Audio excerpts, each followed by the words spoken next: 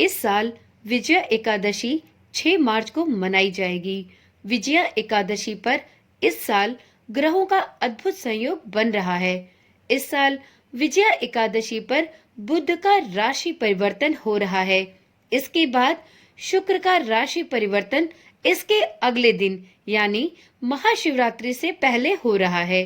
कहा जाता है कि इस व्रत को करने से पहले सोने, चांदी, तांबे या मिट्टी का एक घड़ा बनाया जाता है और उस घड़े में जल भरकर उसमें 5 पल्लव रखे जाते हैं। इस बार विजया एकादशी बहुत ही खास है। इस दिन व्रत का संकल्प करके विजया एकादशी की व्रत कथा पढ़ी जाती है। तो चलिए आज की वीडियो में हम विजया एकादशी व्रत की कथा का रसपान करते हैं। ओम नमः शिवाय। जय श्री कृष्णा। आप सभी का सनातन धर्मसार चैनल पर बहुत बहुत स्वागत है। मित्रों, आज की वीडियो में हम विजया एकादशी की पावन कथा का रसपान करेंगे। तो एक बार श्री विष्णु भगवान का हृदय से मनन करते हुए इस कथा को प्रारंभ करते हैं। एक दिन धर्मराज युधिष्ठिर ने कहा, हे जनार्दन, फाल्गुन मास के कृष्ण पक्ष की एकादशी का क्या नाम है तथा उसकी पूजा विधि कैसी है? कृपया करके मुझे सविस्तार बताएं। श्री भगवान ने कहा, हे राजन, फाल्गुन मास के कृष्ण पक्ष की एकादशी का नाम विजया एकादशी है। इस व्रत के प्रभाव से मनुष्य को विजय की प्राप्ति होती है। यह व्रत सभी व्रतों में सर्वोत्तम व्रत माना जाता है। एक समय की बात है, देवर्षि नारद जी ने जगत पिता ब्रह्मा जी से कहा, महाराज, आप मुझे फाल्गुन मास के कृष्ण पक्ष की एकादशी विधि बताइए।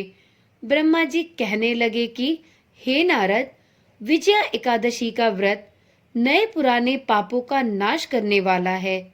इस विजया एकादशी की विधि मैंने कभी किसी को नहीं बतलाई। यह सभी मनुष्यों को विजय प्रदान करने वाली एकादशी है। त्रेता युग में जब मर्यादा पुरुषोत्तम श्री रामचंद्र जी को 14 वर्ष का वनवास हुआ, तब वे श्री लक्ष्मण तथा माता सीता जी सहित पंचवटी में निवास करने लगे। उधर जब दुष्ट रावण ने सीता जी का हरण कर लिया, तो इस समाचार से श्री रामचंद्र जी और लक्ष्मण अत्यंत व्याकुल हो गए और माता सीता की खोज में निकल पड़े। घूमते घूमते जब वे मरणासन जटायु के पास पहुंचे, तो जटायु उन्हें सीता जी का वृतांत सुनाकर स्वर्ग चला गया। कुछ समय बाद उनकी सुग्रीव से मित्रता हो गई और उन्होंने बाली का वध कर दिया। हनुमान जी ने लंका जाकर माता सीता का पता लगाया और उनसे श्री रामचंद्र जी और सुग्रीव की मित्रता का वर्णन किया। वहां से लौटकर हनुमान जी भगवान राम के पास आए और उनसे सारा वृतांत कह सुनाया। प्रभु श्री राम ने वानर सेना सहित सुग्रीव की सहायता से लंका की ओर प्रस्थान किया। जब श्री राम जी समुद्र के किनारे पर पहुंचे, तो मगरमच्छ आदि से भरे हुए उस विशाल समुद्र को देखकर उन्होंने लक्ष्मण जी से कहा कि अब हम इस समुद्र को कैसे पार करेंगे? श्री लक्ष्मण ने कहा, हे पुराण पुरुषोत्तम, आप तो आदि पुरुष हैं, आप सब कुछ जानते हैं।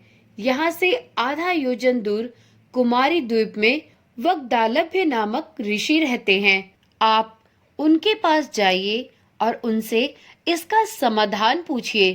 लक्ष्मण जी के ऐसे वचन सुनकर श्री रामचंद्र जी वगदालभ्य ऋषि के पास पहुंचे और उन्हें प्रणाम करके उनके समीप बैठ गए। ऋषि ने भी उन्हें मानव रूप में पुरुषोत्तम मानकर उनसे पूछा, हे राम, आप यहाँ कैसे आए? क्या कार्य है? श्री रामचंद्र जी कहने लगे कि हे ऋषि, मैं अपनी सेना सहित यहाँ आया हूँ और राक्षसों पर विजय पाने के लिए लंका जा रहा हूँ। कृपया मुझे समुद्र पार करने का कोई उपाय बताएं, इसलिए मैं आपके पास आया हूँ।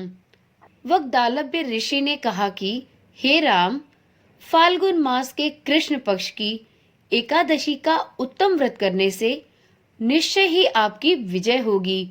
साथ ही आप समुद्र को भी अवश्य पार कर जाएंगे। इस व्रत की विधि यह है कि दशमी के दिन सोने, चांदी, तांबे या मिट्टी का एक घड़ा बनाएं। उस घड़े में जल भरकर उसमें 5 पल्लव रखकर उसे वेदी पर रखें। उस घड़े के नीचे 7 अनाज रखें और उसके ऊपर जौ रखें। उस पर भगवान श्री नारायण की स्वर्णमयी मूर्ति स्थापित करें।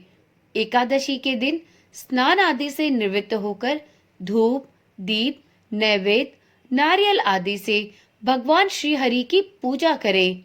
इसके बाद उस घड़े के सामने बैठकर भगवान श्री हरि का ध्यान करें और रात्रि को भी इसी प्रकार बैठकर रात्रि जागरण करें। द्वादशी के दिन दैनिक नियमों से निवृत्त होकर वह बर्तन ब्राह्मण को दान में दे। हे राम, यदि आप भी सेनापतियों के साथ इस उत्तम व्रत को करेंगे तो आपकी अवश्य ही विजय होगी। श्री रामचंद्र जी ने ऋषि के कथनानुसार यह व्रत किया और इसके प्रभाव से राक्षसों पर विजय प्राप्त की। अतः हे राजन, जो कोई व्यक्ति इस व्रत को विधि पूर्वक करेगा उसकी दोनों लोकों में जरूर विजय होगी। श्री ब्रह्मा जी ने नारद जी से कहा था कि हे पुत्र, जो कोई इस व्रत के महात्म्य को पढ़ता या सुनता है उसे वाजपेय यज्ञ का फल प्राप्त होता है। इस प्रकार से विजया एकादशी की कथा यहीं पर समाप्त होती है। तो एक बार प्रेम से बोलिए, श्री विष्णु भगवान की जय, प्रभु रामचंद्र की जय। और इस विजया एकादशी पर आप भी इस पावन एवं पुण्यकारी कथा का श्रवण अवश्य करें और साथ ही इस पावन कथा का रसपान अपने परिवार के सभी सदस्यों को भी कराएं। तो चलिए फिर मिलते हैं एक नई वीडियो, एक नई जानकारी के साथ। वीडियो में सुनाई गई कथा यदि आपके लिए रोचक और ज्ञानवर्धक रही हो तो इस वीडियो को अपना एक लाइक अवश्य दें, साथ ही चैनल को भी सब्सक्राइब करें। ओम नमः शिवाय। जय श्री कृष्णा। राधे राधे।